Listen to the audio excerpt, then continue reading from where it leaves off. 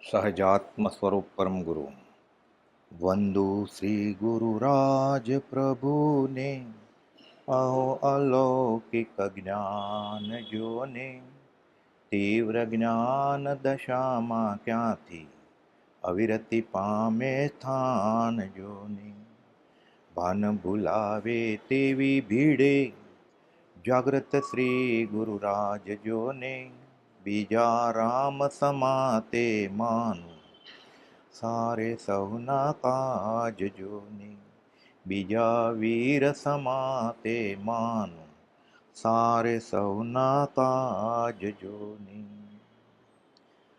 19 વર્ષની ભર યુવાન વયે આ સ્થળે કુપાઉદેવે જાહેર મેદનીની સામે આ રામજી કાવસજી હોલમાં શતાવધાન કરેલા. વવાણિયાની ગામઠી નિશાળમાં 2 ધોરણ ભણેલા, 2 ધોરણ ઘરેથી ભરેલા અને દુનિયાના અલગ અલગ પ્રાંતની 16 ભાષામાં પૂછેલા પ્રશ્નોના સમાધાનકારક વૈરાગ્ય પોષક જવાબ આપ્યા. અવધાનના પ્રયોગ તો ઘણા થાય છે, એ અવધાનના પ્રયોગ છે જ નહીં, યાદશક્તિના પ્રયોગ છે. કુપાઉદેવના શતાવધાનના પ્રયોગ યાદશક્તિના પ્રયોગ નથી, આત્માની અનંત શક્તિના વૈરાગ્ય ઉભરાય છે એના, અને જીવ છૂટું છૂટું થાય સામેવાળો પણ, એ બોધદાયક એ પ્રયોગ છે આ. અને મોટામાં મોટો ચમત્કાર તો એ છે, અવધાન કરવા એ પણ ચમત્કાર છે આ કાળમાં. કેમ કે કુપાઉદેવની હયાતીમાં એ વખતે 2 જણા ખાલી 8 અવધાન કરતા હતા. ગટુરમલજી મુંબઈના એક અને શર્મા. કુપાઉદેવે જોયા, બીજે દિવસે પોતે કરે છે 8, ત્રીજે દિવસે 12, પછી તો 52, સીધી હરણફાળ અને 16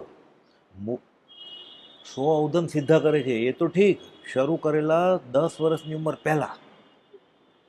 આખી દુનિયાને અવધાનનું ખબર છે. કુપાઉદેવે 9:30, 9:15, પોણા 10 વર્ષની ઉંમરે અવધાન કરેલા એ ખબર જ નથી કોઈને.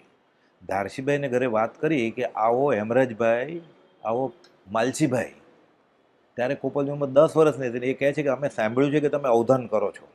10 વર્ષની ઉંમર એમ કે છે અમે સાંભળ્યું છે, એટલે ત્યારે 10 વર્ષ કરતાં નાની ઉંમર હોય ને. આ તો તારીખવાર, સ્થળ ને વ્યક્તિના નામ, અને આપણે વ્યવહારમાં નોટરાઇઝ કરાવીએ કોપી. મેજિસ્ટ્રેટની ઘરે બનેલું છે આ, મોરબીના. વકીલ હોય તો ઠીક, એટેસ્ટેડ નોટરાઇઝ કોપી છે આ. ધારજીભાઈને ઘરે બન્યું છે. ધારજીભાઈ પરિચયમાં લખેલું છે કે ત્યારે શ્રીમદ રાજચંદ્રની ઉંમર 10 વર્ષ હતી, હું એને ગાદલામાં બેસાડતો હતો, હું નીચે બેસતો હતો. એ અવધાન વધતા વધતા વધતા હરણફાળ ભરીને ઉદય પ્રયોગે, જો જ્ઞાનીને આવો ઉદય પ્રયોગ ન હોય, કુપાઉદેવ વચનામૃત 18માં ખુલાસો કરે છે. ત્યાં 52 અવધાનની વાત છે, બોટાદમાં કરેલા એની. શું શું કરેલું એને લખે છે પ્રોફેસર રવજીભાઈ દેવરાજને 18માં વચનામૃતમાં. કે તો દુનિયાને ખબર કેમ પડે કે આત્માની આટલી શક્તિ હોય? એટલે ઉદય પ્રયોગ કરે, આ ભવે ઈચ્છા ન હોય, પણ એ ઉદય પ્રયોગ, જ્ઞાનીનો ઉદય પ્રયોગ આપણને જ્ઞાનીને ઓળખાવાનું નિમિત્ત બને. કર્મ ઉદય જીનરાજનો ભવિજન સહાયક થાય. એ ભગવાન મહાવીરનો એવો ઉદય હતો કે કાનમાં ખીલ્લા ઠોકાણા, તો આપણને સહાયક થાય કે આટલી બધી ક્ષમતા. એ ગસ ચૂકવવાના તો કર્મ હતા, એટલે આપણને ખબર પડે કે જીવ આટલું સહન કરી શકે, સગડી મૂકે તોય સળગતી. એટલે આ એક ચમત્કારિક વસ્તુ છે. અને કુપાઉદેવ પોતે કહ્યું છે કે કાળનો ક્ષય પશ્ચિમી પુરુષ. એ તો 19 વર્ષ પૂરું થતામાં હિન્દનો હીરો સાક્ષાત સરસ્વતી એને લંડન મોકલવા છે. આ જ જગ્યાએથી ચાર્લ્સ સાર્જન્ટને ડૉક્ટર પીટરસન કહે છે હું તમને લંડન મોકલું. ત્યાંના માણસોને ખબર પડે કે હિન્દુસ્તાનના માણસોમાં કેટલી આત્મિક શક્તિ હોય છે, અધ્યાત્મનું બળ કેટલું હોય છે, આર્ય સંસ્કૃતિનો ફોર્સ, પ્રભાવ કેટલો છે. તો કે તમારી વાત સાચી છે, હું તમારો આભાર માનું છું, પણ આર્ય આચાર વિચાર પ્રમાણે હું ત્યાં ન રહી શકું. અનાર્ય પ્રદેશમાં જવું નથી. એ મુંબઈ ન આવતો હોય પછી અનાર્ય પ્રદેશ સમજીને, તો લંડન જાય, શાંતિથી ના પાડે છે. અને 19 વર્ષે અવધાન છોડી દે છે. એટલે અવધાન કરવા એ ચમત્કાર જ છે. અવધાન છોડી દેવા એ પૂર્ણ વિતરાગતાનું લક્ષણ છે. આપણા નામનો સ્પેલિંગ ખોટો લખ્યો હોય તો એ આપણે જ્યાં સુધી ન કહીએ અને ન સુધરાવે ત્યાં સુધી મનમાં શાંતિ ન વળે આપણને. નામ તેનો નાશ કે મારે નામ જોતું જ નથી. અને જગતમાં માન ન હોત તો મોક્ષ અહીં જ હોત. હવે અવધાનની તો લાભ બહુ લાંબી છે, અઠવાડિયું જાય, પણ ટૂંકામાં કહું, કોઈ એને પૂછે, બધા સંસ્કૃતના મરાઠા પંડિતને આમંત્રણ આપેલું, કાશી જેને ભણેલા હોય એ સંસ્કૃતમાં પ્રશ્ન પૂછે. કુપાવદેવે કોઈ શરત નહોતી મૂકી કે આમ પૂછવાનું ને આમ નહીં પૂછવાનું. અને એક શરત હતી, કોઈ પણ પૂછે કુપાવદેવને લખવાનું નહીં. બીજી શરત એને મનમાં ધરેલી કે ફરીવાર મારે પૂછવાનું નહીં, હે નહીં બોલવાનું. શું કીધું? એક વારમાં સાંભળી લેવાનું. કાનથી સંભળાય તો કાનથી, નહીં તો આત્માથી તો સંભળાય જ. બધા પ્રદેશ ખુલી ગયા છે તો પૂછે સંસ્કૃતમાં. એ પણ પાછું વેદાંતી હોય, પ્રખર, જૈનના વિરોધી, જગત કરતાને જ માને, એટલે જૈન નાસ્તિક છે. તીર્થંકર જગત કરતાને માનતું નથી, એટલે જૈન નાસ્તિક है, ચાર વાકમાં से ઉત્પન્ન होता है. એ બધા પંડિતો મરાઠી કાશી જેને ભણ્યા હોય એટલે શંકરાચાર્યજીનો એક શ્લોક પૂછે છે આડાવડા અક્ષર આપીને. તો કુપાલદેવ એક અક્ષર લઈ લે સંસ્કૃતનો, પછી કોઈ પત્તા રમતા હોય એની સાથે રમે, પછી કોઈ ચોપટ રમતો હોય એની સાથે કુકરી આગળ ચલાવડાવે. પાછળ એવો ડગલો પહેર્યો હોય, જાહેર સભા હોય ને એટલે બનિયાન ઓરેફ કહેવાય એને, ખાદીનું ગંજી હોય મોટા ખીચાવાળું, એમાં રૂમાલ રાખ્યો હોય, એની ઉપર કફની પહેરે આવી. ત્યારે કફની બદલે ખમીસ હોય બટનવાળું, કપલી નહીં પહેરે ચાંદી કે સોનાના પૈસાવાળા લોકો. માથે ડગલો પહેરે, કેટલો જાડો હોય, એની ઉપર એક એક 2-2 ગ્રામની ચણોઠી નાખે કોક. કે પત્તા રમવાના આ નહીં જાણેલી નહીં શીખેલી જે ભાષાનું નામ ખબર નથી, એમાં પ્રશ્ન પૂછાને જવાબ આપવાનો, સાથે ઓલા ગણવાના કે કેટલા ચણોઠી ફેંકી છે. કોઈ માળા ગણતો હોય તો કે આમ જોયા નહીં કરવાનું ટગર ટગર, આમ કરે ત્યારે એ કાનથી જોતા હોય, આમ કરે ત્યારે નાકથી સાંભળતા હોય, એ માળાના પારા કે. પછી એ બધું પતી જાય, એક અક્ષર આપે ખાલી લાંબી શંકરાચાર્યજીની પદ રચનામાંથી. પછી કોઈ ગણિતના દાખલા પૂછે, 9220 ગુણ્યા 8260. જવાબ ત્યારે નહીં આપવાનો, પણ પ્રશ્ન સાંભળી લેવાનો. ઓલો તો લખીને લાવ્યો હોય ઘરે ચક્રવર્તી વ્યાજનો દાખલો કાગળમાં, પછી ભૂલી જાય એટલે વચમાં જોઈ જોઈએ પાછો. પછી કે કુપાલદેવને ફરીવાર પૂછો ને નહીં. અત્યારે આપણને હાસ્યાસ્પદ લાગે કે આવું થાય, પણ આ તો આંખે દેખાયેલ છે, છાપામાં છપાણું છે. 3 ડિસેમ્બર અને 4 ડિસેમ્બર ઈસવીસન 1886 1886 મુંબઈ સમાચારમાં નોંધાયેલું છે આ સમાચાર તરીકે કે ગુજરાતનો કાઠિયાવાડનો એક યુવાન વણિક યાદદાસ્તના અજબ પ્રયોગો કરે છે. એક મોટો મેળાવડો થયેલો, ક્યાં? અહીંયા કાવસજી હોલમાં. હાઈકોર્ટના જજ પીટરસન અને ચાર્લ્સ સાજન્ટ, મોટા મોટા આરબ ઇન્ડસ્ટ્રીયાલિસ્ટ, ખાન, મુસલમાન, પઠાણ, પારસી, જૈન અને આ બધા પંડિતો. કોઈ ગ્રીકમાં પ્રશ્ન પૂછે, કોઈ અરબીમાં પૂછે, કોઈ કવિતા પૂછે, કોઈ ગદ્યમાં હોય, કોઈ એવી સમસ્યા પૂર્તિ કરે. અડધી કવિતાની એક લીટી આપે, બીજી લીટી કુપાલદેવને બનાવવાની. કોઈક એવો વિષય આપે કે તમે આ સભા વિશે એક શ્લોક રચો, એમાં તમારું નામે આવવું જોઈએ, સભા વિશેનું નામ આવવું જોઈએ ને તમારું નામે આવવું જોઈએ. તો એ રચે. કચ્છી, જાડેજી ભાષા, ગ્રીક ભાષા, લેટિન ભાષા, અરબી ભાષા, ઇંગ્લિશ ભાષા, ઘણા બધા પરીક્ષા લેવા આવ્યા હોય કે આને ખોટા પડીએ. અને આ બાજુ આની ઉંમર 19 વર્ષ, અને બધા ઓલા પંડિત કાશીજીને ભણ્યા હોય કે આપણા કરતાં હોશિયાર હોય, એટલે ઘણા જ્યોતિષો આવેલા. ગજાનન બોરકર મારા આગળ એણે એ જ્યોતિષે કુંડળી બનાવી હોય છે, એને ફળાદેશ કહેવાય કે આવી કુંડળી હોય તો એ શું થાય સંસ્કૃતમાં, અને એને ભાષાંતર મારી આગળ ફળાદેશ છે દાદરના ગજાનન બોરકર મહારાજ. એવી જ કુંડળી મનસુખ કિરણચંદે બનાવેલી છે, એને જ્યોતિષનો બહુ અભ્યાસ હતો, જેને મોક્ષમાળા બીજી આવૃત્તિમાં સુધારા કરવાની છૂટ હતી. એ કુંડળી અગાસમાં લટકે છે અત્યારે ઉપર રાજ મંદિર છે ને ત્યાં, એ મનસુખ કિરણચંદ મહેતાએ બનાવેલી છે. પછી આ જવાબ આપે છે મૂળ વાત આપણે ગ્રીકમાં, લેટિનમાં, અરબીમાં, જાડેજીમાં. પછી એ બધું પતી જાય, કવિતા રચે, સમસ્યા પૂર્તિ કરે. હિન્દીમાં પૂછ્યું તો હિન્દીમાં, સંસ્કૃતમાં પૂછ્યું તો સંસ્કૃતમાં. પછી એક એક અક્ષર આપતા જાય. પછી છેલ્લે પૂરું થયું ને શતાવધાન, ટૂંકમાં કહું એ કે બધો હી કો, પેલા પંડિતની સામે જોઈને સંસ્કૃતના, યો વિષયાનું રાગી, કોવા વિમુક્ત વિષય વિરક્ત. પછી પાછા એમાં ઉમેરે મહાત્મા શંકરાચાર્યની મણિરત્નમાળાનો બીજો શ્લોક છે, એની સામે જોઈને. ઓલાને ખબર ન હોય તો પરીક્ષા કરવા લઈ આવે શ્લોક. આ શંકરાચાર્યની મણિરત્નમાળાનો બીજો શ્લોક છે, અને એકંદરે 32 છે, કુપાલદેવને ખબર હોય. ઊંધેથી અક્ષર આપે, ભુજંગી છંદ અગ્રમાગ્રો, અને શાર્દુલ વિક્રડી છંદ લાંબામાં લાંબો 76 માત્રાનો. અને પરીક્ષા લેવીને ફેલ કરવો હોય ને તો એકદમ ભુજંગી છંદમાં રચવાનું કે ભુજંગી છંદ ઉપર કવિતાને હિંમત આપો અને ઊંધેથી અક્ષર આપો. હવે નો આવે તો 48 અક્ષરના માત્રમાં 3 વાર નો આવે તો ઓલા ભાઈ પછી અક્ષર આપતા જાય ને કે માગતા જાય ને તો કે કેમ કે આમ તમારી ભૂલ થાય છે, એ આવી ગયું છે એકવાર. એટલે ઓલો જોઈ જઈને આપતો હોય, એકવાર એને 3 વાર આપી દીધું, ન ચોથી વાર તમે જ્યારે તમારી ભૂલ થાય છે જુઓ તો. હવે આ એવો મિરર અરીસો ન ખુલી ગયો હોય આત્માનો, તો આ મતિ જ્ઞાનનો વિષય નથી, આ શ્રુત જ્ઞાનનો વિષય નથી. આ અવધિ જ્ઞાનમાં તો અમુક અંતર સુધીનું દેખાય. ઇન્દ્રિય વગર અમુક અવધિ એટલે માપનું દેખાય એને અવધિ જ્ઞાન કહેવાય. બીજાને મનની વાત જાણીને મનઃપર્ય જ્ઞાન કહેવાય. તો આ 4 વસ્તુનો વિષય જ નથી. તમારી ભૂલ થાય છે ત્યાં. હવે જે હેમરાજભાઈ ને માલસીભાઈ આવે છે ને, એને સંદેશો નહોતો મોકલ્યો. એટલે એ તો અવધિ જ્ઞાનની ક્યારે વાત હોય, એને ક્યાંક ખબર પડે, તમે પૂછો કે મારા બાપુજી શું કરે છે, તો એણે એને બાપુજીને જોયા નથી, પણ અહીંયા બેઠા બેઠા એને અમેરિકાના પ્રેસિડેન્ટ શું કરે છે દેખાય, અવધિ જ્ઞાન હોય તો. અહીંયા એવી કંઈ વાત જ નથી. અહીંયા સામે લેવા જાય છે અને પૂછે છે, અરે આવો હેમરાજભાઈ, નામ નહીં. આ અવધિ જ્ઞાનનો વિષય નથી. આ મત્ર શું અવધિનો તો છે જ નહીં. અને એના મનની વાત જાણવાની પડે ને, તમે શું વિચારો છો એ હું કહી દઉં તો મને મનઃપર્ય જ્ઞાન કહેવાય. આ ઘરે જ નક્કી કરીને આવેલો અવધાનમાં પૂછવાનું છે. અને એ તો એમ જ સહજ જ ચોથી વાર નો કે ના ભૂલ થાય છે, તમે આપી દીધા છે અક્ષર. 48 અક્ષર તમે આપી દીધા છે.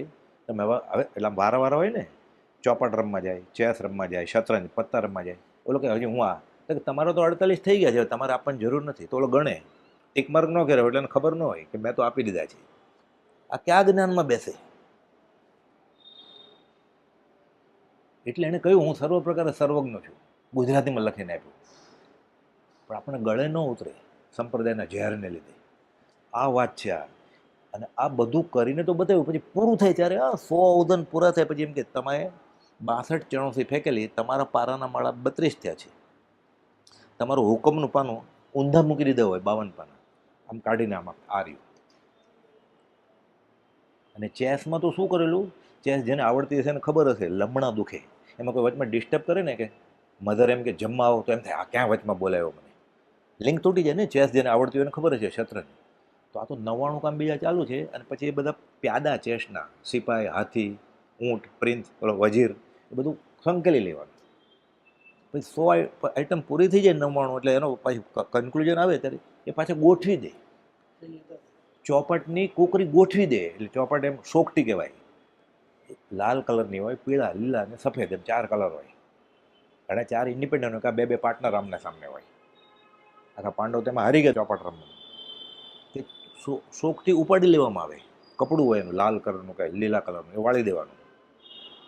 આણામાં છોકરી પરણે ને પહેલાંના જમાનામાં ચોપટ લઈ જવી પડે સાથે, કાઢી મૂકે સાથે. એટલે પગ નીચે મૂકવાનું ઢીચણિયું, ચોપાટ, એવું બધું લઈ જવું પડે દહેજમાં. એટલે રૂટીન હતું. એ બધા રમે જ પૈસાવાળા લોકો રજાના દેશોમાં. તો ગોપાલભાઈ વાણિયા હતા ને, બધું આવડતું તેને, શીખીને આવ્યો પહેલા અનુભવમાં.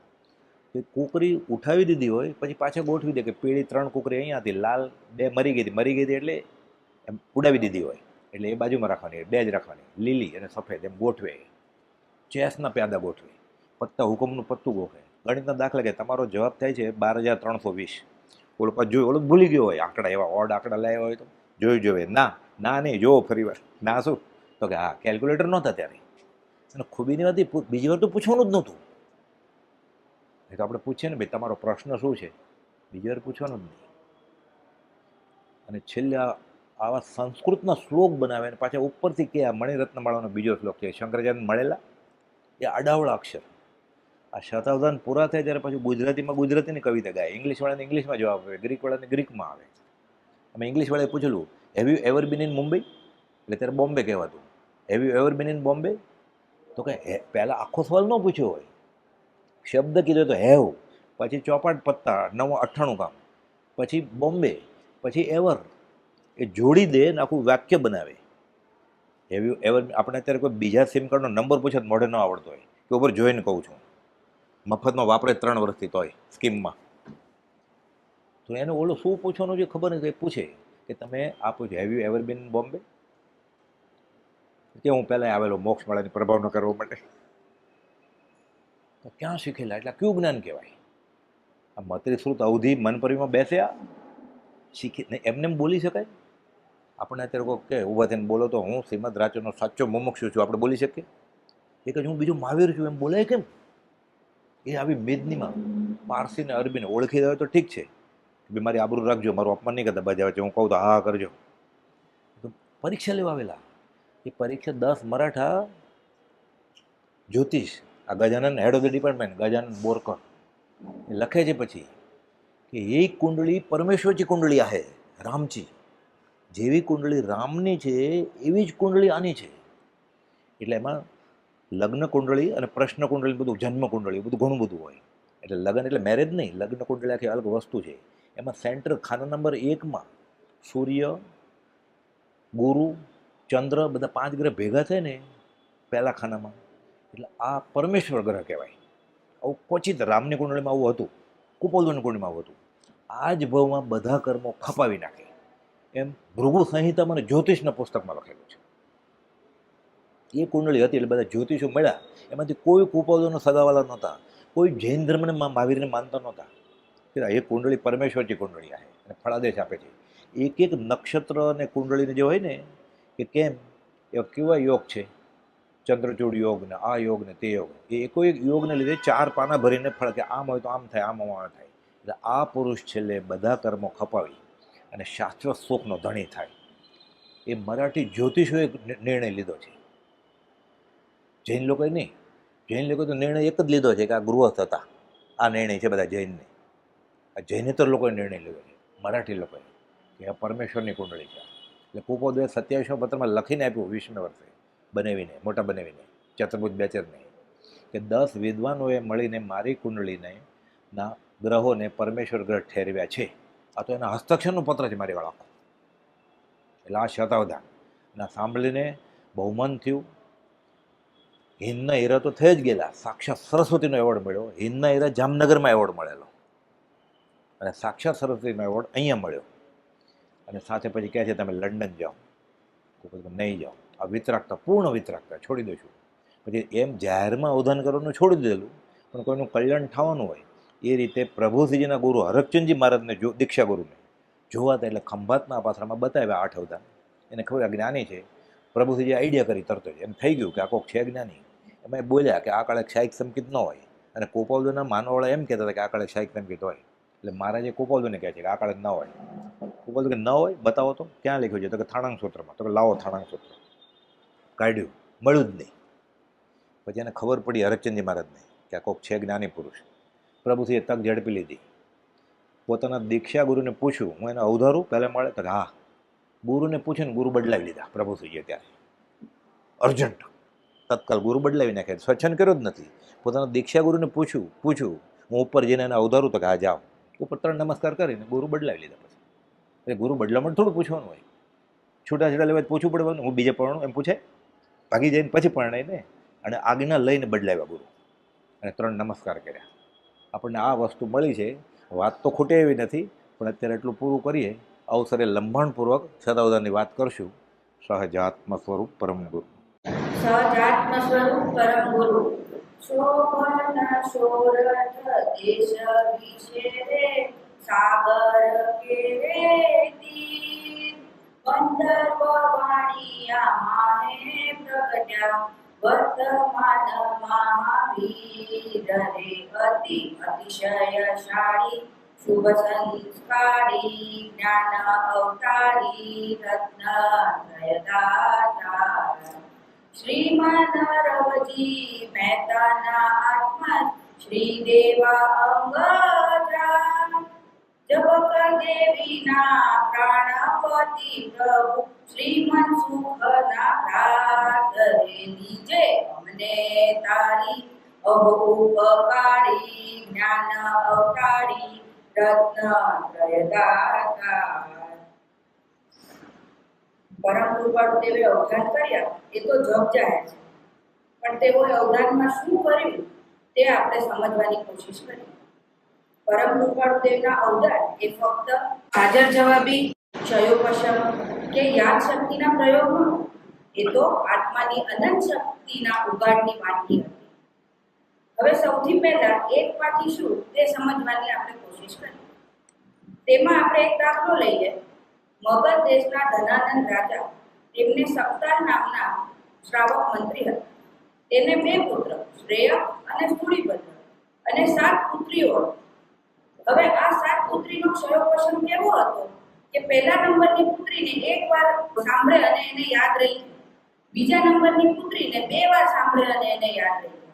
ત્રીજા નંબરની પુત્રીને 3 વાર સાંભળે અને એને યાદ રહી જાય. અને 7મા નંબરની પુત્રીને 7 વાર સાંભળે અને એને યાદ રહી જાય.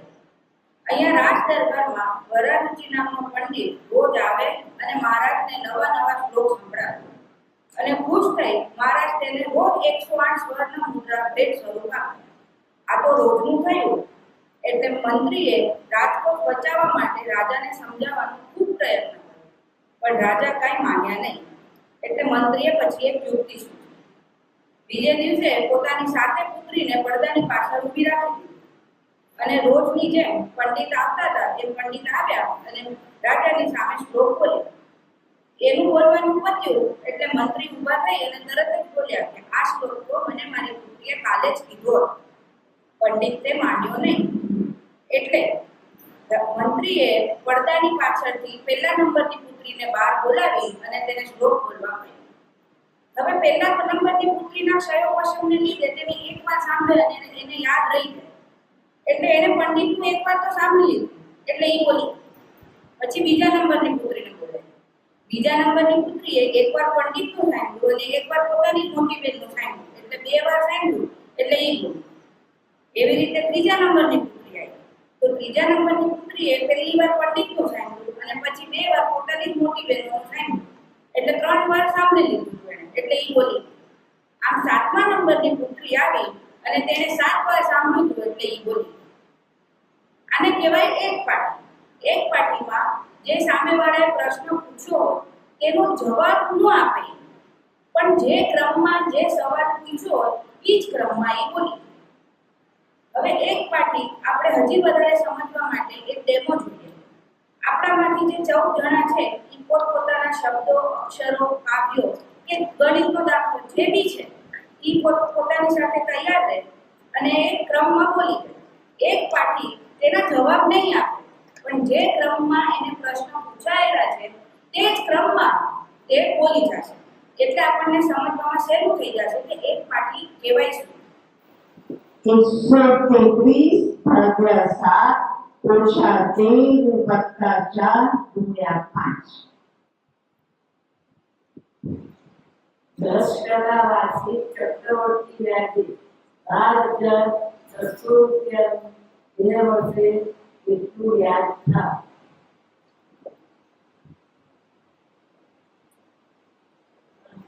અને કોણ માર્યો એ રીતે આનો સમ કરો.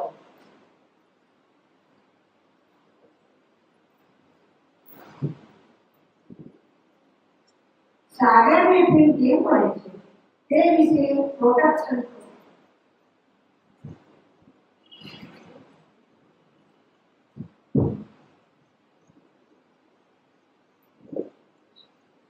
આંખ પૂરતી કરો રાત્રિ ખરા બપોરે.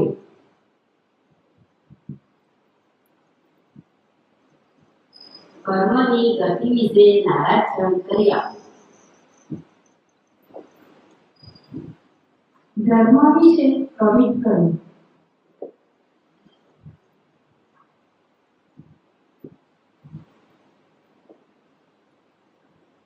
મુનિને સાદું દુઃખે સન્મા પ્રણામ કરો. ચોપાટનો તિરસ્કાર કરતો ભુજંગની છાપ. રુસ્તમજી નામ આવે તેવી કવિતા કરો. મુનિ શાંતિ વિજયજીનું નામ આવે તેવી તેમની તર્કણીમાં રહેલી જોડી વિશે ભુજંગની છાપ છે. જા સંતને સરે ગ એ જો ગણી તો તારે કઈ વસ્તુ ભળી રહી છે તેનો જવાબ 8 અક્ષરોમાં આપો. 133 ભાગ્યા 7 ઓછા 13 વત્તા 4 ગુણ્યા 5. 10% વાર્ષિક ચક્રવૃદ્ધિ વ્યાજે ₹12,600 2 વર્ષે કેટલું વ્યાજ થાય? પંચપુત્રને કોણે માર્યો તે વિશે મંથન કર્યું. સાગરની ખીણ કેમ મળે છે તે વિશે ટોટલ છંદ. વાત પૂર્તિ કરો. રાતની ખરા બપોરે કર્મની ગતિ વિશે નારાયણ કર્યા. ધર્મ વિશે કવિ કરો. મુનિને સાધુ વિવેક ચરણમાં પ્રણામ કરો. ચોપાટને તિરસ્કાર કરતો ભુજંગી છંદ. રુસ્તમજી નામ આવે તેવી કવિતા કરો. મુનિ શાંતિ વિજયજીનું નામ આવે તેવી તેમની તરફડીમાં રહેલી જોડી વિશે ભુજંગી છંદ કરો. જ્યાં સંતની શરણી ગ એ જો વાણી તો તારે કઈ વસ્તુ ભય રહી છે તેનો જવાબ આ દર્શનમાં આપો. હવે આ આપણે એક પાઠીશું એ આપણે જોયું. હવે આપણે અવધાનમાં આગળ વધીએ. હવે હાજર જવાબી શું તે સમજવાની કોશિશ કરીએ. હાજર જવાબીમાં બિરબલનો દાખલો પ્રખ્યાત છે. એક વખત અકબરે બિરબલને નીચા દેખાડવા માટે તેને કહ્યું કે હું રાત્રે સૂતો હતો અને મને સ્વપ્ન આવ્યું. સ્વપ્નમાં આપણે બંને ચાલતા હતા અને બે ખાડા હતા, એક વિષ્ટાનો અને બીજો સાકરનો. હું તો સાકરના ખાડામાં પડ્યો પણ તું વિષ્ટાના ખાડામાં પડ્યો. બિરબલ તરત જ બોલ્યા, જામવના, મને પણ તે સ્વપ્ન આવ્યું પણ મારું સ્વપ્ન જરા આગળ ચાલ્યું. મારા સ્વપ્નમાં આવ્યું કે આપણે બંને એ ખાડામાંથી બહાર નીકળ્યા, એકબીજાને ભેટવા લાગ્યા અને પછી ચાટવા માંડ્યા. આને કહેવાય હાજર જવાબ. પૂછેલ પ્રશ્નનો સામેવાળાને સમાધાન થાય કે ન પણ થાય એવો જવાબ આવે, પણ દલીલમાં અકાટ્ય હોય તે એવો જવાબ આવે. હવે ઔપચારિક બુદ્ધિની વાત શાસ્ત્રમાં આવે છે. ઔપચારિક બુદ્ધિ એટલે આપણે જે વસ્તુ ક્યારે સાંભળી નથી કે શાસ્ત્રમાં કે બીજી કોઈ પણ જગ્યાએ એનું કઈ વર્ણન કર્યું નથી, એવો સવાલ કોઈ પૂછે તો તેનો સામેવાળાને સમાધાન થાય એવો એ જવાબ આપે. કર્મગ્રંથમાં આમાં એક દાખલો આવે છે તે આપણે જોઈએ.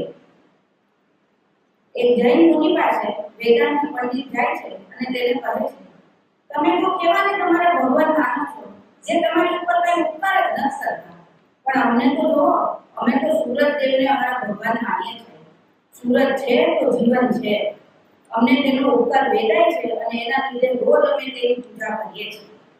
તો જૈન મુનિ તરત જ બોલ્યા કે તમારી કરતા વધારે સૂરજદેવને તો અમે પ્રેમ કરીએ છીએ, કેમ કે સૂરજ અસ્ત થઈ જાય પછી અમે તેના શોકમાં અન્ન અને જળનો ત્યાગ કરી નાખીએ અને બીજે દિવસે જ્યારે સૂરજ ઉગે અને આકાશમાં દેખાય એની પછી જ અમારો શોક દૂર થાય અને અમે અન્ન અને જળનો ગ્રહણ કરીએ. આને કહેવાય ઔપચારિક બુદ્ધિ. ઔપચારિક બુદ્ધિમાં શાસ્ત્રમાં અભયકુમાર અને ડોરીના ચોરનો પણ દાખલો પ્રખ્યાત છે. હવે પરમ કૃપાળુ દેવે જે અવધાન કર્યા એ તો શતાવધાન કર્યા.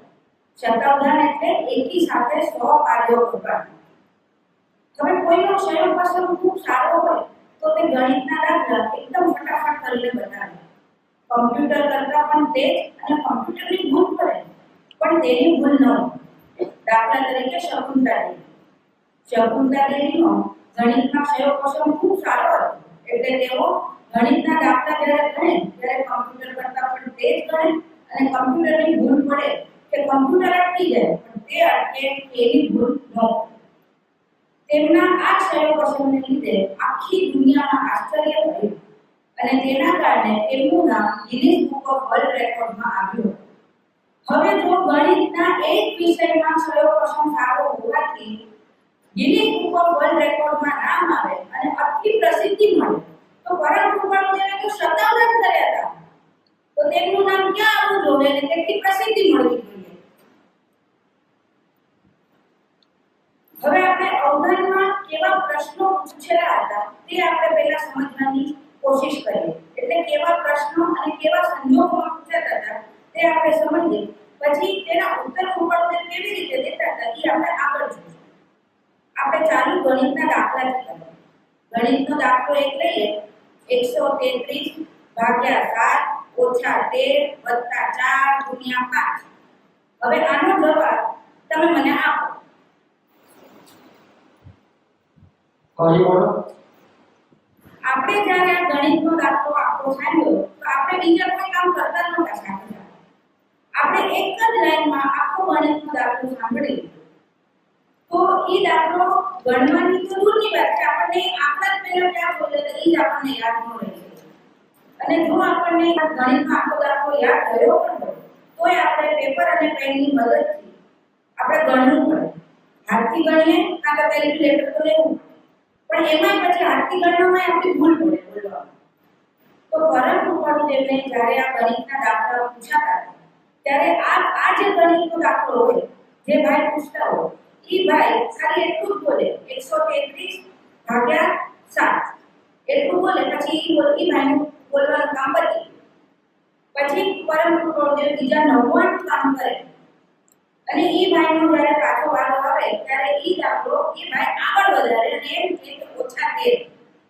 પરમ કૃપાળુ દેવે એ ભાઈને પૂછવાનું નહીં કે તમે આગળ શું બોલ્યા હતા જરા ફરીથી બોલો તો કે એ ભાઈ જે બોલ્યા હોય પરમ કૃપાળુ દેવે પેપરમાં લખવાનું નહીં કે આ ભાઈ એનો આ દાખલો આટલો પૂરો આવ્યો અને એના કન્ટિન્યુએશનમાં આગળ આ ફિગર છે એવું કાંઈ પૂછવાનું નહીં. પેપર પેનની મદદ લેવાની.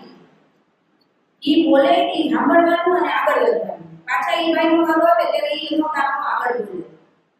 પહેલા તો આ વસ્તુ સમજવાની વસ્તુ એ છે કે જ્યારે આટલા બધા કામ સાથે ચાલી રહ્યા છે તો ગણિતના આંકડા યાદ જ કેવી રીતે? સામાન્ય માણસ હોય તેને યાદ જ કેવી રીતે? અને જો આપણે એમ વિચારીએ કે આ સામાન્ય નથી પરંતુ પણ તો કોઈ જ્ઞાન હતું અને એના લીધે એ આવું કરતા તો આવા જ્ઞાનને કેવું જ્ઞાન કહેવાનું? હવે આપણે ગણિતનો બીજો દાખલો લઈએ. 10% ચક્રવર્તી વ્યાજે 12,600 રૂપિયા 2 વર્ષે કેટલું વ્યાજ આપે એ તમે મને કહો.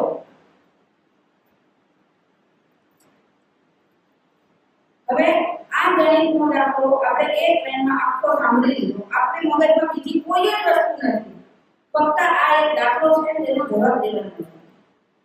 તો પહેલા તો આપણને દાખલો પૂરો સમજાવતા થોડી વાર લાગે કે આ દાખલો છે.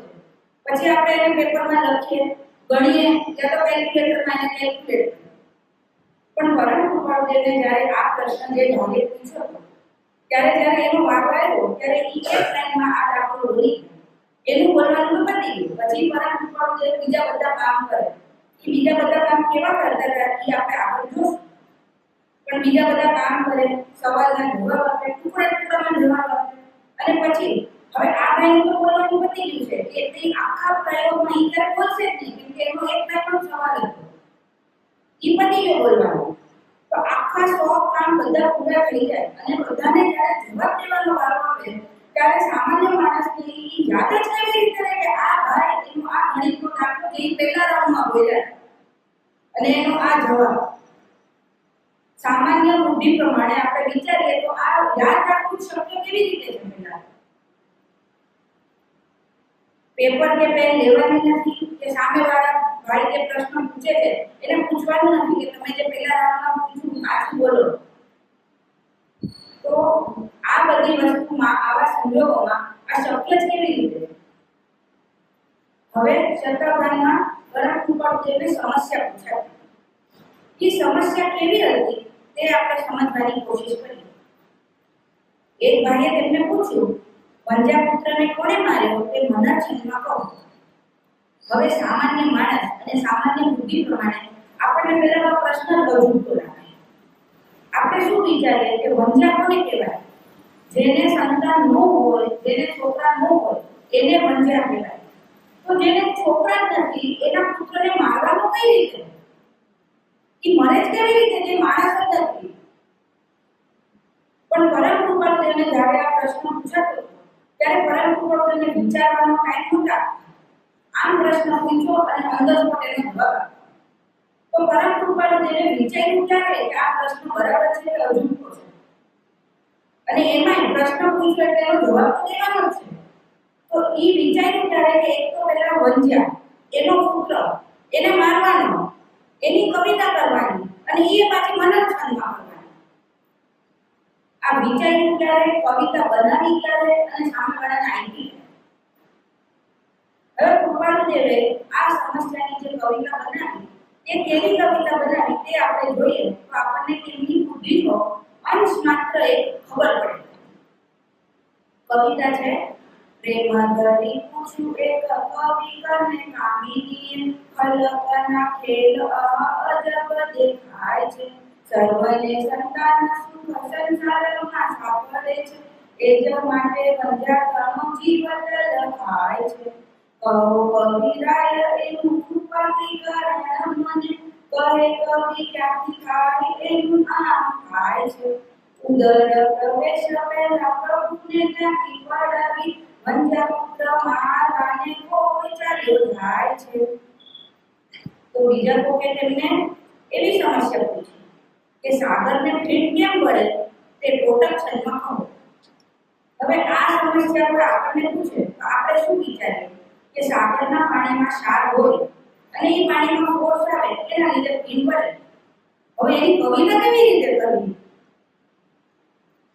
પણ પરમ કૃપાળુદેવે આની કવિતા આવી ગઈ. અતિ રોગ થયો ગણ સાગરને જટોદહ કીમાં સુનાગરને મુખ પીણ વડે નહીં સુખ મળે ગણ રોગ છટવદને નીકળે. હવે આ આપણે સમસ્યાઓ હવે આપણે આગળ વધીએ અને શતાબ્દીમાં પરમ કૃપાળુદેવને અમુક વિષયો આપતા હતા અને એ વિષયો ઉપર માગેલા છંદમાં તેમને કવિતા કરવાનું કહેતા. હવે એ વિષય કેવા હતા તે આપણે સમજવાની કોશિશ કરીએ. એક જણે તેમને કહ્યું કે કાકરા વિશે દોરો કરો. સામાન્ય માણસ શું વિચારે કે કાકરા કઈ એવો વિષય છે જેની ઉપર દોરા ખાતા હશે? પણ પરમ કૃપાળુદેવે કાકરા જેવા વિષયમાં પણ સામાન્ય માણસને કોઈ અભ્યાસ વગર ધર્મનો બોધ થાય એવો દોરો કરીને બતાવ્યો. દોરો છે એમ શું જવે કાકરો મન તક ખોલી દે મન ખાકેરા મુજે સમા વિના ધર્મથી લે. તો બીજા કોકે તેમને કહ્યું કે ધર્મ વિશે કવિત કરો. પરમ કૃપાળુદેવે કવિતા લખી ધર્મ વિના ધર્મ ધામ દૂર રાણી કર ધર્મ વિના ધરણીમાં દીકરા ધરાય છે ધર્મ વિના ધીમંતની ધારણાઓ દોર રે ધર્મ વિના ગાયું ધૈર્ય ધૂમ્રથી ધમાય છે ધર્મ વિના ધરાધર દુતાશે ના ધામ ધૂમે ધર્મ વિના ધાની ધાન ઢોંગ રંગે ખાય છે ધારો ધારો ધવળ સુધર્મની ધુરંધરતા ધન્ય ધન્ય ધામે ધામે ધર્મથી ધરાય છે ધર્મ વિના પ્રીત નહીં ધર્મ વિના રીત નહીં ધર્મ વિના રીત નહીં કશું જ ન કામનું ધર્મ વિના ટેક નહીં ધર્મ વિના નેક નહીં ધર્મ વિના એક નહીં ધર્મ ધામ રામનું ધર્મ વિના ધ્યાન નહીં ધર્મ વિના જ્ઞાન નહીં ધર્મ વિના ભાન નહીં જીતું કોના કામનું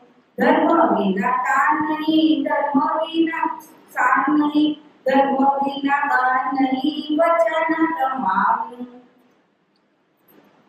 બીજા કોકે તેમને કહ્યું કે ચોપાટનો તિરસ્કાર ઉજવણી છંદમાં કરો.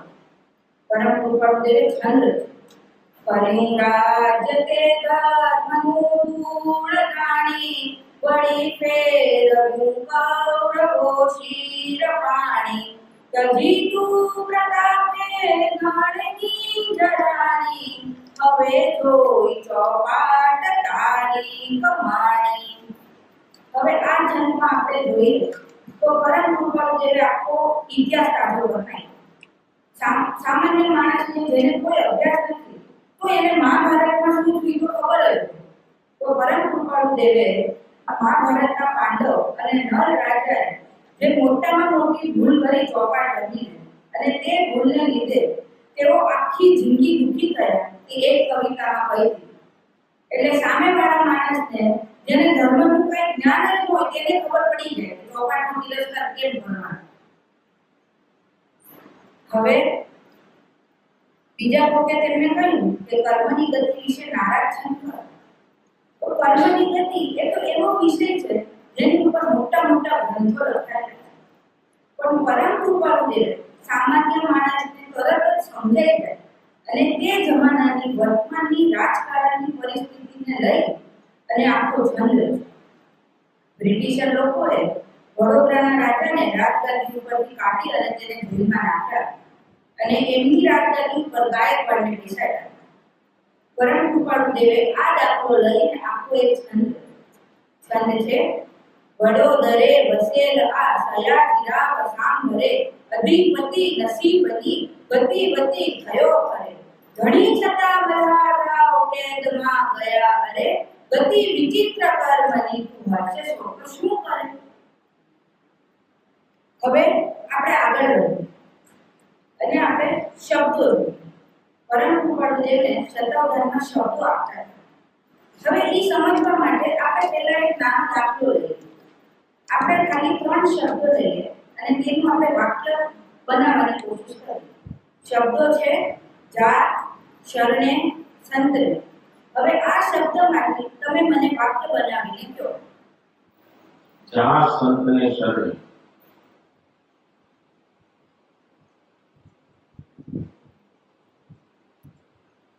શરણે જા સંત. સંતને શરણે જા એ પણ થઈ શકે. હવે આ તો ફક્ત 3 શબ્દો હતા. તેના અલગ અલગ આટલા વાક્ય બન્યા. 3 વાક્ય બન્યા, 3 શબ્દો અને 3 વાક્ય બન્યા.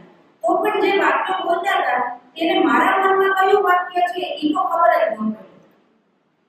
તો પરમ કૃપાળુ દેવને જ્યારે શતાવધાનમાં આ શબ્દો આપતા હતા ત્યારે એક લાઈનમાં શબ્દો નહોતા, આડા અવળા શબ્દો. આપણે ઉપર જે ગણિતના દાખલા જોઈએ એ તો ચાલતા જ છે, એ તો ચાલે જ છે. ઉપરની સમસ્યા કવિતા એ બધી ચાલુ છે. એમાં વચ્ચે શબ્દ દેવાવાળા ભાઈ આવે અને એ શબ્દ દે, એક શબ્દ દે એટલે એનું બોલવાનું પતે. પછી આપણે આગળ જે બધા જોયા સમસ્યાની તો એ બધું ચાલે. પછી બીજા જ ભાઈ આવે અને એનો બીજો શબ્દ દે. પછી ઓલો પહેલા નંબરના ભાઈ આવીને એ પાછો એનો શબ્દ કન્ટિન્યુએશન માં. તો પરમ કૃપાળુ દેવે ક્યારે એ ભાઈને પૂછવાનું નહીં કે તમે પહેલી વાર જે શબ્દ બોલ્યા એ કયો શબ્દ બોલ્યા, એ પૂછવાનું નહીં. કે પેપર ઉપર લખવાનું નહીં કે આ ભાઈનો આ શબ્દ છે. અને આટલું જ નહોતું, એ શબ્દ બધાનો પતી જાય તો કૃપાળુ દેવે એ વાક્ય બનાવવાનું જે એ સામેવાળો માણસ ભાવીને આવ્યો. એને મનમાં વિચાર હોય કે પેપરમાં લખીને આવ્યો. એ વાક્ય પરમ કૃપાળુ દેવે એને કહેવાનું. હવે આમાં સમજવાની વસ્તુ એ છે કે પહેલા તો આટલા બધા કામ ચાલે છે. એક બાજુ ગણિતના દાખલા, એક બાજુ આવી બધી સમસ્યાઓ, એક બાજુ કવિતાના વિષયો, એક બાજુ બીજા ગણિતના દાખલા. આટલું બધું ચાલી રહ્યું છે ત્યારે કૃપાળુ દેવને યાદ જ કેવી રીતે રહે કે આ ભાઈ એનો આ શબ્દ અને એના મનમાં આ વાક્ય છે એટલે મારે એને આ વાક્ય કહેવાનું. અને આટલું જ નહીં, વાક્ય દે એની પછી જે સામેવાળો માણસ હોય જે શબ્દો દેતો હોય એ ભૂલથી કે પરીક્ષા કરવા માટે કૃપાળુ દેવને એમ કે આ મારું વાક્ય નથી, મારું વાક્ય તો બીજું હતું. તો પરમ કૃપાળુ દેવ પાછા તેને સુધારે કે નહીં, અમે જે આપ્યું એ જ તમારું વાક્ય છે, તમે જરા જુઓ. આ ખુલાસો જ્યારે પરમ કૃપાળુ દેવ કરે એની પછી સામેવાળો ભાઈ કબૂલે કે આ કૃપાળુ દેવ જે બોલે એ સાચું છે. તો કૃપાળુ દેવે કયા જ્ઞાન વડે જાણ્યું કે સામેવાળો માણસ કયું વાક્ય ધારીને આવ્યો. હવે આપણને તો આપણે ખાલી ગુજરાતી ભાષા હજી સુધી જોઈ. હવે સામાન્ય માણસ તરીકે એવી કેટલી ભાષા છે જેના નામ પણ આપણે સાંભળ્યા નથી. તો પણ એવી ભાષામાં આપણને કોઈ કાંઈ વાક્ય બોલે તો સાંભળેલું વાક્ય પણ આપણે એ પાછું બોલી ન શકીએ, કેમ કે આપણને ભાષા જ ખબર નથી. હવે આપણે એની આ સમજવા માટે એક દાખલો લઈએ. હું તમને બીજી ભાષામાં એક વાક્ય કહું, તમે એ વાક્ય મને એવું ને એવું બોલીને બતાવો. વાક્ય છે અખરો અનાર અસર મરદુમ ખૂબ બરાય. આ વાક્ય તમે મને બોલીને બતાવો. ફરી બોલો. હવે આ વાક્ય જ્યારે આપણે બોલ્યું ત્યારે તો આપણે એક જ લાઈનમાં આખું વાક્ય બોલી ગયા, તોય આપણને યાદ નથી કેમ કે ભાષા બીજી છે. શું બોલે એ જ આપણને ખબર નથી. તો પરમ કૃપાળુ દેવને જ્યારે શતાવધાન કર્યા ત્યારે તે ફક્ત 16 વર્ષના નવયુવાન હતા. આ ભવે ભવાણિયા જેવા નાના ગામડામાં તેઓ જન્મ્યા અને ગાઉઠી સ્કૂલમાં ફક્ત ગુજરાતી મીડિયમમાં 4 ચોપડી ભણ્યા. આ ભવે સંસ્કૃત કે બીજી કોઈ ભાષા તેઓ સાંભળી નહોતી કે ભણી નહોતી. સંસ્કૃત જવા દઈએ, બીજી ભાષા નહીં. એવી કેટલી ભાષા હતી કે જે પરમ કૃપાળુ જેના નામ પણ નહોતા સાંભળ્યા. તો ઈ ભાષા જેના નામ પણ નથી સાંભળ્યા, આ ભવે ઈ ભાષામાં પ્રયોગ કેવી રીતે થાય? અને પ્રયોગી કેવા પ્રયોગ? 16 ભાષામાં પ્રયોગ કર્યા. 16 અલગ ભાષામાં પ્રયોગ કર્યા. તો આટલા કામ જ્યારે ચાલી રહ્યા છે ત્યારે આ પ્રયોગમાં તો અલગ અલગ ભાષામાં શબ્દો આપતા હતા. તો આ પ્રયોગ જ્યારે ચાલી રહ્યા છે જેમાં આગળ આપણે જે જોયા એ બધા કામ તો ચાલે જ છે. ઈ તો મગજમાં છે, એની તો આન્સર દેવાના જ છે. પણ સાથે સાથે ઈ યાદ જ કેમ રહે કે આ ભાઈ એની આ ભાષા, એનો આ શબ્દ અને એના મનમાં આ વાક્ય છે અને ઈ જો વાક્ય બોલવામાં ભૂલ કરે તો એને સુધારવા. આ કેવી રીતે થાય? સામાન્ય માણસ ત્યાં થઈ જ કેવી રીતે શકે? અને જો આ પરમ કૃપાળુ એમને કોઈ જ્ઞાન હતું એના લીધે કરતા હતા, તો આવા જ્ઞાનને કયું જ્ઞાન કહેવું? આ જ્ઞાનનું નામ શું? હવે આપણે આગળ વધીએ. પરમ કૃપાળુ એમને શતાવરણમાં અક્ષરો પણ આપ્યા. હવે અક્ષર આડા અક્ષર આપે. હવે આ સમજવા માટે આપણે એક સહેલો દાખલો લઈએ. હું તમને 8 અક્ષર આપું અને એમાંથી આપણે વાક્ય બનાવવાની કોશિશ કરીએ. અક્ષર છે ગ, ઝ, એ, વ. એક મિનિટ ફરીથી આપો, હું લખી લઉં. હવે આ અક્ષર તો આપણી ગુજરાતી ભાષામાં છે અને એક જ સાથે બધા અક્ષર બોલાય ગયા. તો પણ આપણને અક્ષર શું બોલાના એ યાદ રહેતા નથી. તો અવધાનમાં જ્યારે પરમ કૃપાળુને અક્ષર અપાતા હતા ત્યારે આડા અક્ષર આપે અને એક જ માણસ અક્ષર આપે એવું નહોતું. કેટલા એવા માણસો હોય જે અક્ષર આપે અને કેટલી અલગ અલગ ભાષામાં આપે અને એ અક્ષર આડા આપે. તો પરમ કૃપાળુને ખબર જ કેવી રીતે પડે કે કયો આ ભાઈનું આ અક્ષર? કેમ કે 100 કામ ચાલે છે. 100 કામમાં આ યાદ જ કેવી રીતે રહે કે આ ભાઈ છે, એની આ ભાષા છે, એનો આ અક્ષર છે અને એનું આ વાક્ય છે. એમાં પાછી ભૂલ પડે તો શું થાય? એટલે આને કહેવાય શું? આ ફક્ત આપણે વિચારીએ ને તો આપણું મગજ ચકરાઈ જાય એવું છે. આપણને સમજાય નહીં પહેલા તો કે 40 શું છે. તો જે વસ્તુ સમજવામાં આપણને આટલી બધી તકલીફ પડે છે, એ વસ્તુ પરમ કૃપાળુ દેવે 16 વર્ષની ઉંમરે કરીને બતાવી. હવે આ સમજવા માટે આપણે હજી એક બીજો દાખલો લઈએ. આપણે બીજા અક્ષર લઈએ. મ, ગ અને ન. ફક્ત 3 જ અક્ષર. એના 2 શબ્દ બને. મગન અને ગમન. જો 3 અક્ષરના 2 શબ્દ બને તો શતાવધાનમાં આટલા બધા અક્ષરો અને આટલી બધી ભાષાઓ એના કેટલા શબ્દો બને અને એ શબ્દોના કેટલા વાક્યો બને અને એમાંથી એ જ વાક્યને સામેવાળો ધારીને આવ્યો કે કેવી રીતે બને. હવે હજી આ અવધાનમાં આનું કેવી રીતે થયું એનો આપણે દાખલો લઈએ. અવધાનમાં એક વેદાંતી પંડિત મણિરત્નમાળાનો બીજો શ્લોક લઈને આવ્યા. શ્લોક હતો બધો હી કોયો વિષય રાગી કોવા વિમુક્ત વિષય વિરક્ત. હવે આ શ્લોકમાં આપણે જોઈએ તો વી 4 વખત આવે છે અને શ 2 વખત આવે છે. તો આ જ્યારે પંડિત બોલતા હોય તો એ લાઈનમાં અક્ષર ન બોલવાના, એ તો અક્ષર આડા બોલવાના અને એક અક્ષર પતે પછી પરમ કૃપાળુ બીજા 99 કામ કરવાના. તો હવે એ પંડિત જ્યારે વી 4 વખત આપે તો પરમ કૃપાળુ લઈ, પણ શ 2 ની બદલે 3 વખત આપે તો પરમ કૃપાળુ એના સુધારે કે આ અક્ષર તમે મને આપી દીધું. હવે આ જ્યારે પંડિત બોલતા હતા ત્યારે રાઉન્ડ અલગ અલગ રાઉન્ડમાં બોલે, પણ વી એક જ લાઈનમાં વી, પછી પાછો બીજા રાઉન્ડમાં વી, પછી ત્રીજા રાઉન્ડમાં વી, એમ નહોતું બોલતા. પહેલા વી બોલે, પછી બીજો કોઈ અક્ષર બોલે, પછી શ બોલે, પછી પાછો કોઈ બીજો અક્ષર આવે, પછી વી નો નંબર આવે. તો આવા સંજોગોમાં જ્યારે આટલા બધા કામ સાથે ચાલી રહ્યા છે તો કૃપાળુદેવને યાદ જ કેવી રીતે હોય કે કયો અક્ષર કેટલી વાર આવી ગયો?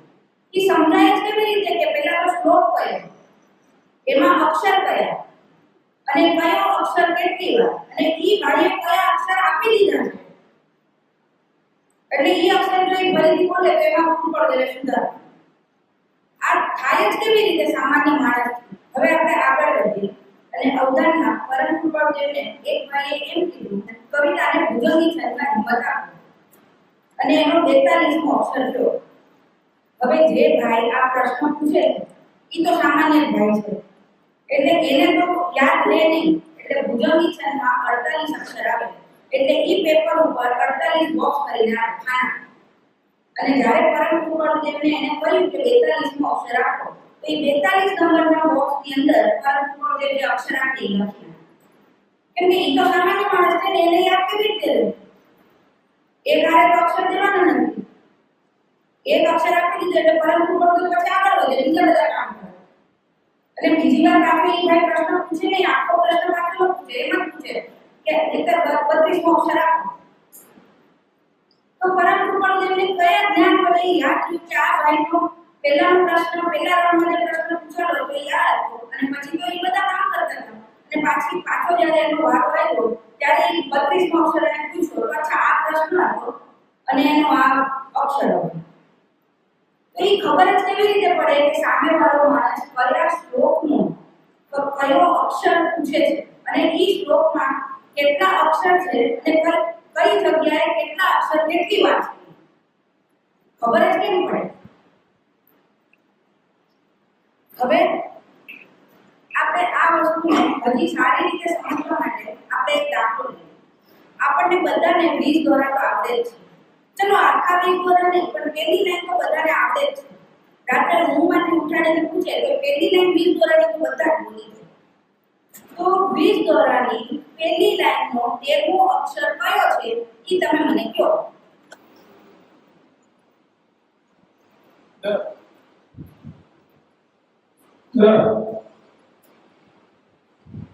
ના હશે. હવે જે વસ્તુ જે કડી આપણને કંઠસ્થ છે આપણે રોજ બોલીએ છીએ એટલું કંઠસ્થ છે કે રાત્રે ઊંઘમાંથી ઉઠાડીને આપણે એક પહેલી લાઈન બરાબર જ બધા બોલી જાય. તોય આપણને એનો 13મો અક્ષર જ્યારે પૂછાય ત્યારે કાં તો આપણે પેપરમાં આખી લાઈન લખવી પડે અને એનો અક્ષર ગણવો પડે. અને જો પેપરની મદદ ન લઈએ અને એમને કરીએ તો આપણી ભૂલ પડે છે. પેપરમાં લખી પછી ભૂલ પડે ને તો પણ એમને કરીને તો ભૂલ પડે. તો પરમ કૃપાળુદેવને જ્યારે અવધાનમાં આવા પ્રશ્ન પૂછાતા હતા ત્યારે પરમ કૃપાળુદેવને કોઈ વસ્તુ કંઠસ્થ નહોતી. એમને પહેલાથી કહી નહોતું દીધું કે તમારો આ વિષય છે અને આ વિષય ઉપર તમને પૂછવું. નવો જ વિષય નવી સમસ્યા એમાં પરમ કૃપાળુદેવે કવિતા રચવાની અને એનો અક્ષર કહેવાય. તો હવે આમાં સમજવાની વસ્તુ એ છે કે આટલા બધા કામ જ્યારે એક સાથે ચાલી રહ્યા છે તો પરમ કૃપાળુદેવે મનમાં કવિતા બનાવી ક્યારે અને એ કવિતાની અક્ષર ગણના ક્યારે અને કયો અક્ષર કઈ જગ્યા ઉપર આવે છે એ મનમાં ગણ્યું ક્યારે અને ઓલા ભાઈને જવાબ દીધો. બીજા બધા કામ તો કેમ કે ચાલે જ છે અને એ બનાવવાનું છે કૃપાળુદેવે કોઈ વસ્તુ કંઠસ્થ નથી. અને આ જ્યારે પ્રશ્ન પૂછે ત્યારે પરમ કૃપાળુદેવને ટાઈમ બિલકુલ બી નહોતા આપતા. ઓન ધ સ્પોટ તરત જ પ્રશ્ન પૂછ્યો અને તરત જ જવાબ તેનો દીધો. થાય જ કેવી રીતે? હવે શતાવધાનના પરમ કૃપાળુદેવ ટુકડા ટુકડામાં જવાબ આપતા. એક સાથે જવાબ ન આપતા. હવે એ ટુકડા ટુકડામાં કેવી રીતે જવાબ આપતા હતા તે આપણે સમજવા માટે પહેલા એક સરળ એક દાખલો લઈએ. આપણને બધાને આજ્ઞા ભક્તિ આપે છે. આપણે રોજ આજ્ઞા ભક્તિ એટલે 20 દ્વારા યમ નિયમ અને ક્ષમાપણાનો પાઠ આ આપણે 3 રોજ બધા કરીએ છીએ. તો હવે 20 દ્વારાની પહેલી લાઈન યમ નિયમની પહેલી લાઈન અને ક્ષમાપણાની પહેલી લાઈન બધાની પહેલી લાઈન બોલવાની પછી બધાની બીજી લાઈન બોલવાની પછી બધાની ત્રીજી લાઈન બોલવાની. ચલો ચાલુ કરો. હે પ્રભુ શું કહું દીનાના દયા યમ નિયમ સંયમ આપ કિયો. હે ભગવાન હું ભૂલી ગયો. હું તો દોષ અનંતનો ભાજન છું કરુણા. હવે જે વસ્તુ આપણને કંઠસ્થ છે જે આપણે રોજ કરીએ છીએ તેની પહેલી લાઈન બોલવાની કીધી તો આપણે ફટાફટ બોલી ગયા. એમાં આપણને કાંઈ પરેશાની નથી.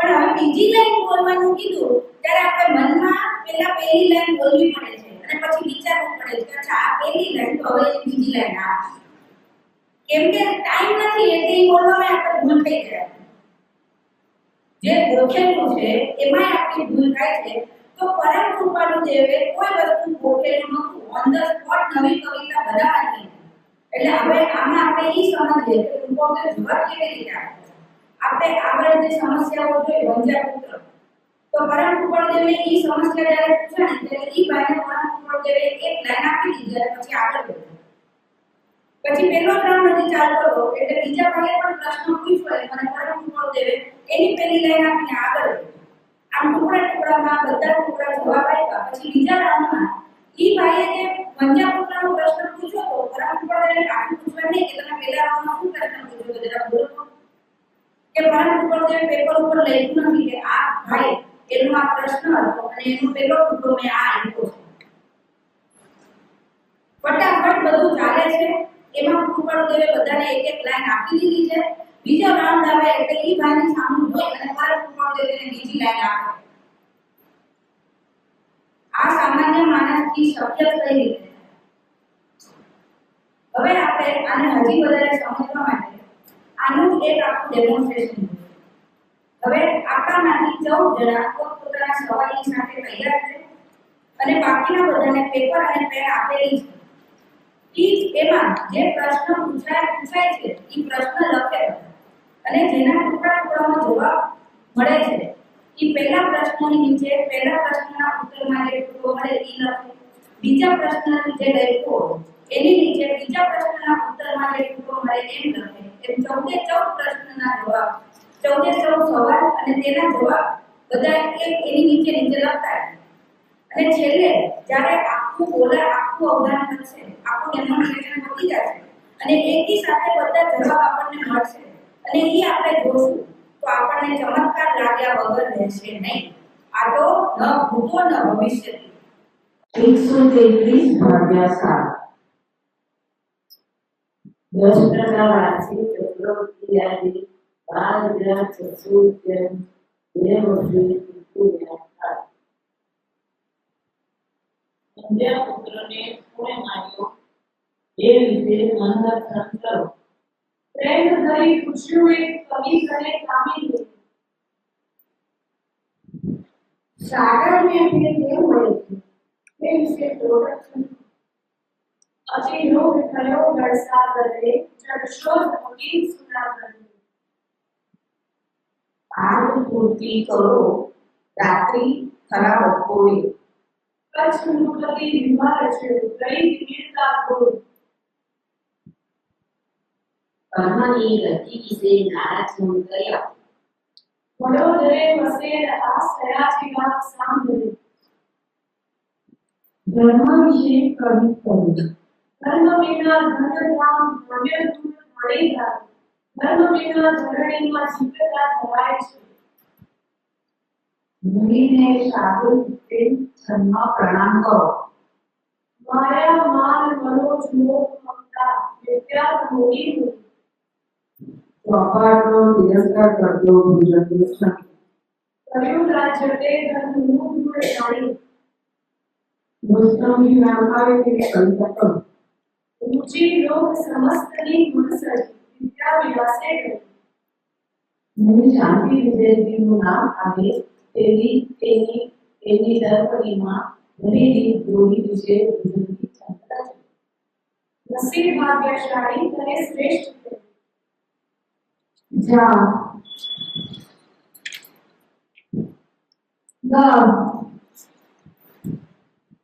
કઈ વસ્તુ ભય રહી છે તેનો જવાબ આ અક્ષરમાં આપો અને તેનો આજનો અક્ષર કહો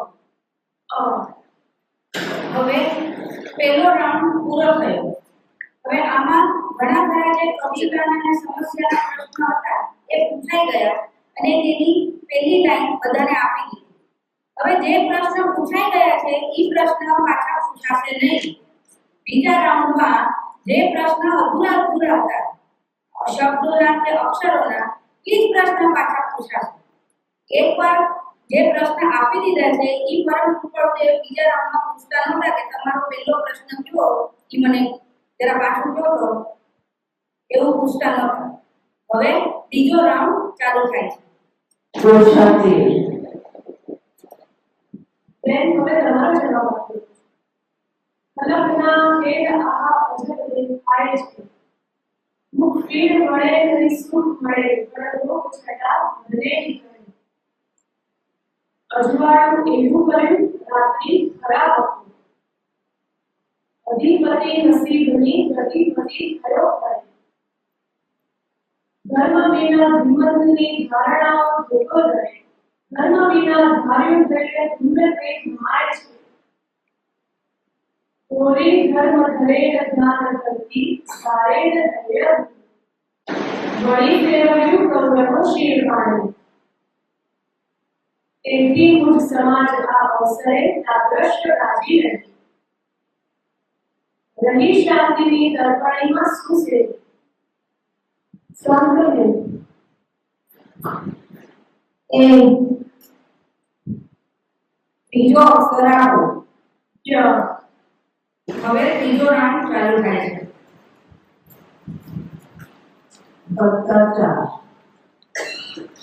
સર્વને સંતાન સુખ સંસારમાં સાંભળે છે.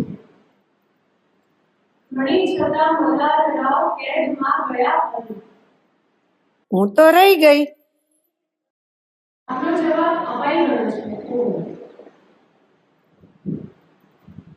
ધર્મ વિના ધરાધર ધૃતાશેન ધામ દોરે. ધર્મ વિના જ્ઞાની જ્ઞાન નવ વેળવે થાય છે. છે સંતોષ સુશીલ સૌમ્ય સમતા ને શિયળે ચંદના. તજી તું પ્રતાપે નળેની જ રાણી. ખાતા દર્શન આપના મુજને આનંદ ભારે કરે. અમે મંદિરે તે તને માન આપ્યું. સરળ જો પ્રથમ અક્ષર આપો. વળી હવે ચોથો રાઉન્ડ શરૂ થાય છે.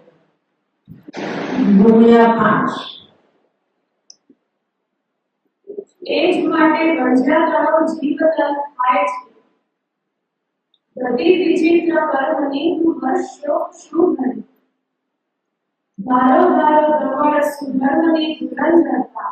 ધન્ય ધન્ય ધામે ધામે ધર્મથી ધરાય છે. નીતિ રાય દયા ક્ષમા ધન કોટી કર્મ વંદના. હવે જોઈ ચોપાટ તારી કમાણી.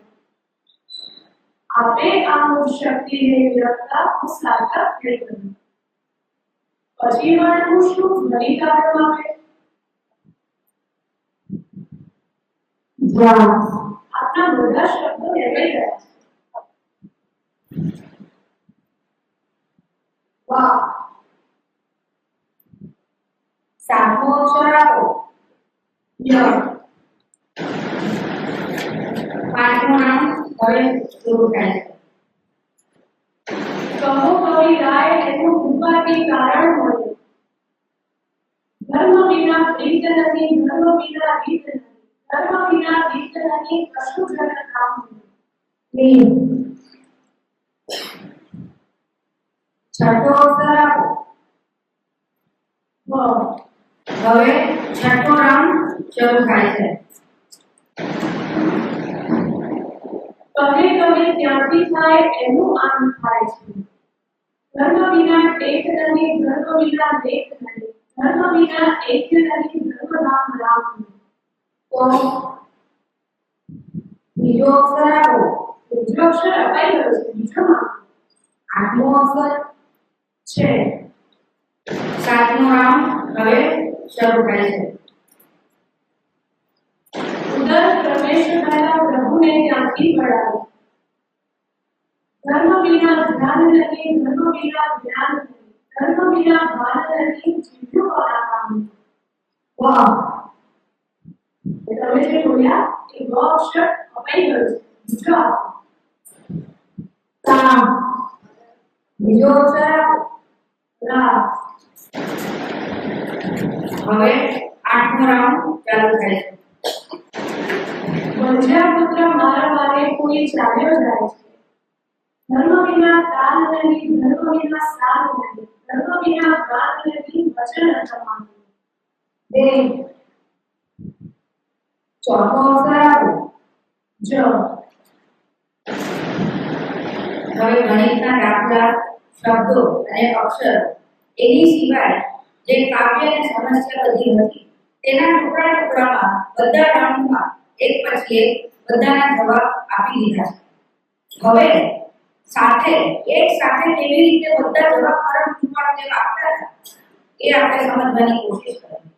હવે આમાં સમજવાનું એ છે પહેલા કે જે માણસે જે પ્રશ્ન પૂછ્યો હતો એને તો યાદ રહે કે ન પણ રહે, કેમ કે ઈ તો સામાન્ય માણસ છે અને એની સામે આ આટલું બધું 100 વસ્તુ ચાલી રહી છે, તો એને એનો પ્રશ્ન યાદ હોય કે ન પણ હોય તો એને કોઈ વાંધો ન આવે. એટલે પરંતુ પણ કેવી રીતે જવાબ આપતા હતા, જેનો પ્રશ્ન હોય એની સામે જોઈને કહેતા કે તમારો આ પ્રશ્ન અને એનો આ આખો ઉત્તર. હવે એ કેવી રીતે થતું હતું તે આપણે સમજવાની કોશિશ કરીએ. આપના ગણિતનો પ્રશ્નનો જવાબ છે 50. 10% વાર્ષિક ચક્રવર્તી વ્યાજે 12,600 રૂપિયાનું 2 વર્ષે વ્યાજ થાય છે 2,646 રૂપિયા. આજે પૂછ્યું હતું કે વંધ્યા પુત્રને કોણે માર્યો અને તેનો જવાબ મંગળચંદમાં આપ્યો. પ્રેમ ધરી પૂછ્યું એક કવિ કરે કામિનીએ, અલગ લખે આ અજબ દેખાય છે, સર્વને સદા સુખ સંસારમાં સફળ છે, એ જ માટે વંધ્યાનો જીવન લખાય છે. કહો કવિરાય એનું કૃપાથી કરણ મતે, કહે કવિ ક્યાંથી થાય એનું અમર થાય છે. ઉદર પ્રવેશ પેલા પ્રભુને ક્યાંથી પડાવી, વંધ્યા પુત્ર મારવાને કોઈ ચાલ્યો જાય છે. આપણે પૂછ્યું હતું કે સાગરને ફીણ કેમ મળે છે અને તેનો જવાબ પ્રોડક્શનમાં આપ્યો. અતિ રૂદ્ર થયો ગણ સાગરને, જટ શોધ ભગી વસુનાગરને, મુક્ત ફીણ મળે નથી સુખ મળે, રોગ છટા બદલે ચડે. આપનો પ્રશ્ન એ હતો કે કાલ તૂટી ગયું, રાત્રિ ખરાબ હતું. અચ્છન પરિવાર છો ગરીબી મિલતા હો, અજવાળું એવું કર્યું રાત્રિ ખરાબ હતું. આપણે કહ્યું હતું કે કર્મની ગતિ વિશે નારાજ થયું હતું. વડોદરે વસેલ આસરાજી રામ સાંભળે, અધિપતિ વસીલની અધિપતિ થયો કરે, હળી છટા મુલાર રામ કેદમાં ઘડા ફરે, કદી વિચિત્ર કર્મની તું હર્ષ શોક શું કરે. આપણે કહ્યું હતું કે ધર્મ વિશે કવિ કરો. ધર્મ વિના ધર્મ ભાગ્ય ગુણ હરિગારો, ધર્મ વિના ધરણીમાં પિત્તતા ધરાય છે, ધર્મ વિના વિમર્શની ધારણાઓ દુઃખ ધરે, ધર્મ વિના ધાર્યું પ્રિય દુર્ગતે ગમાય છે, ધર્મ વિના ધર ઉતાશે નામ દુઃખે, ધર્મ વિના જ્ઞાની જ્ઞાન યોગ્ય થાય છે. ધારો ધારો ધવળ સુધર્મની ધુરંધરતા, ધન્ય ધન્ય ધામે ધામે ધર્મથી ધરાય છે, ધર્મ વિના પ્રીત નહીં, ધર્મ વિના રીત નહીં, ધર્મ વિના ગીત નહીં, કશું જન કામનું, ધર્મ વિના ગીત નહીં, ધર્મ વિના ગીત નહીં, ધર્મ વિના ઐક્ય નહીં, ધર્મ કામ કામનું, ધર્મ વિના જ્ઞાન નહીં, ધર્મ વિના જ્ઞાન નહીં, ધર્મ વિના ભાન નહીં, જીવોના કામનું, ધર્મ વિના દાન નહીં, ધર્મ વિના સન નહીં, ધર્મ વિના કાન નહીં, નથી વચન પ્રમાણો. આપણે કહ્યું હતું કે મુનિને સાધુ વિક્રેચરમાં પ્રણામ કરો.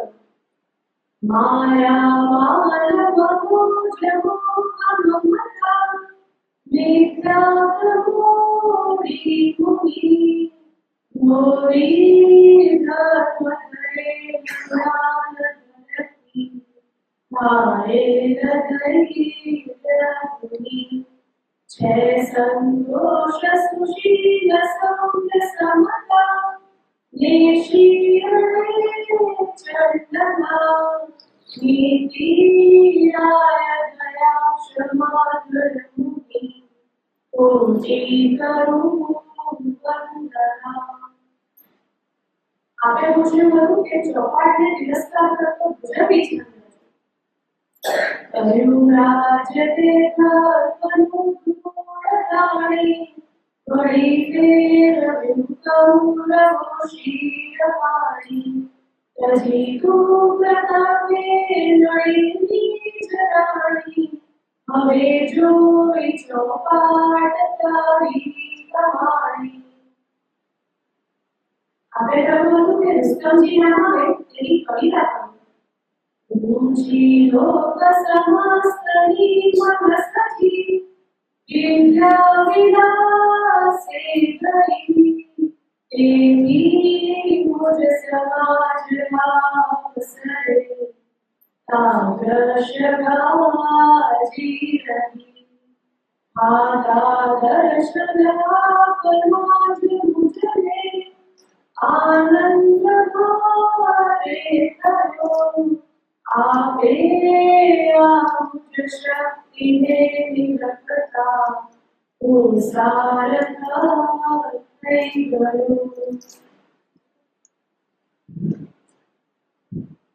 રુસ્તમજીનું નામ ન આવ્યું. પ્રથમ લીટીનો પ્રથમ શબ્દનો પહેલો, બીજા શબ્દનો ત્રીજો, ચોથા શબ્દનો પહેલો અને પાંચમા શબ્દનો બીજો અક્ષર લેતા રુસ્તમજી નામ બને છે.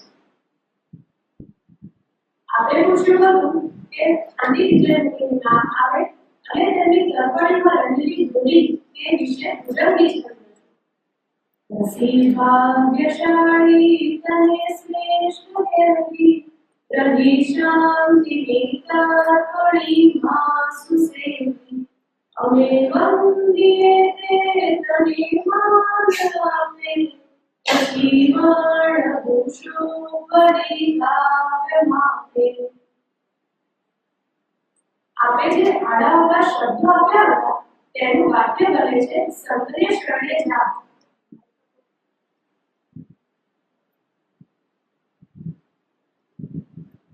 મારું વાક્ય તો શરણે જા સંપૂર્ણ છે.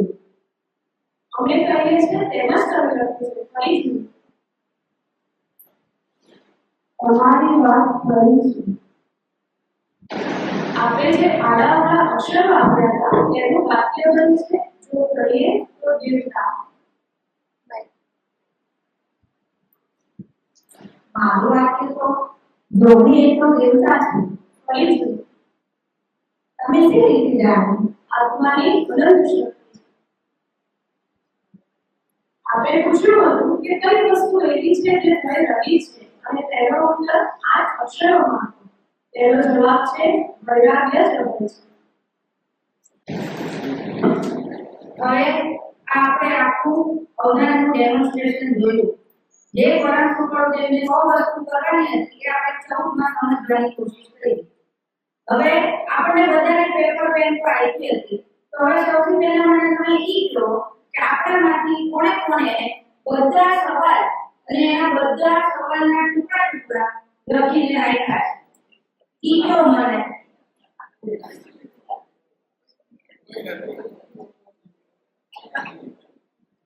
હવે આમાં આપણે જરા વસ્તુ સમજવાની કોશિશ કરીએ. આપણે આ વસ્તુ કેટલી વાર સાંભળી પહેલા તો ઈ આપણે ગણીએ.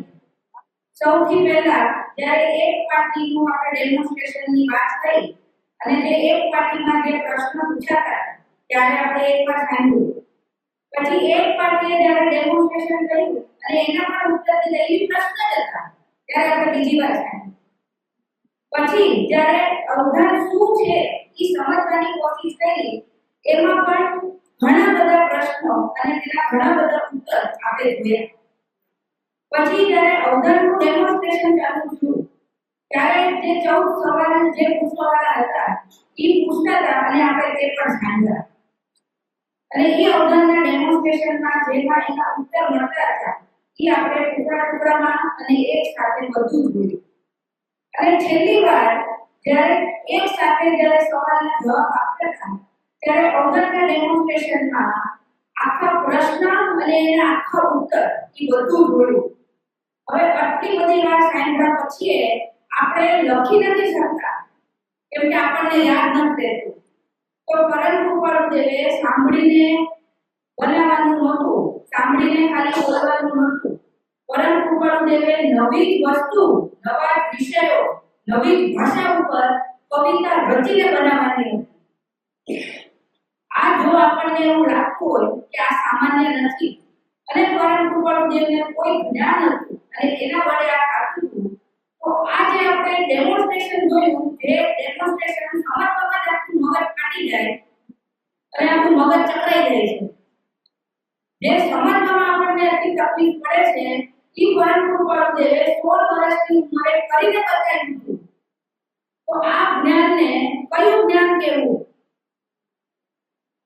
આપણે જો એમ વિચારીએ સામાન્ય માણસ તરીકે કે આપણે તો ન કરી શકીએ, પણ પરંતુ પરમદેવ તો ભગવાન હતા, એને તો જ્ઞાન હતું. આવા જ્ઞાનને શું નામ આપવું?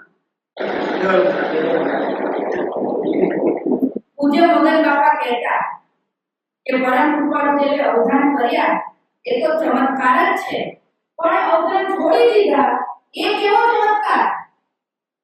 એ કેવી વિતરાગતા કહેવાય? जिस धन से बनी ने धनी माने मणि ने काच, ते धन ની ઝીણી કણી નમી યાચું તુજ પાસ.